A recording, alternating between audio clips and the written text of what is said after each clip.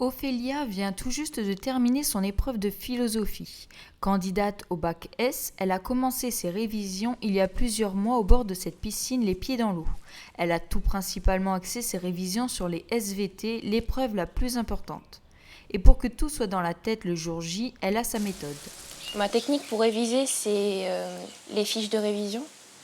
Mais j'ai une mémoire photographique, du coup je fais beaucoup de schémas et je lis le cours et après je fais une synthèse sur ma fiche de révision.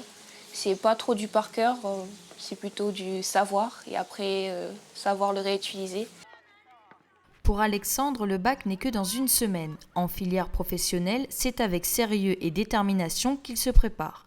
Car après l'épreuve du bac, il a déjà des projets. Continuer sur un BTS en aménagement, gestion et protection de la nature.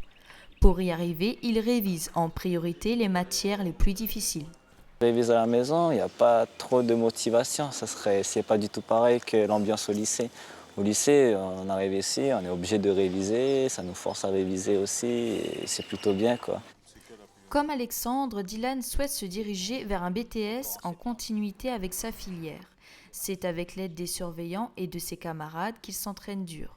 Sans hésitation, Dylan va chercher de l'aide auprès de ses professeurs. Pour les révisions, j'ai demandé à mes profs de me passer des sujets de bac des autres années.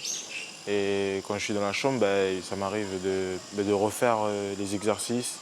Et après, quand j'arrive en cours le lendemain, je les leur fais corriger. Et sinon, je relis mes cours. Pour Ophélia, les révisions sont pratiquement terminées.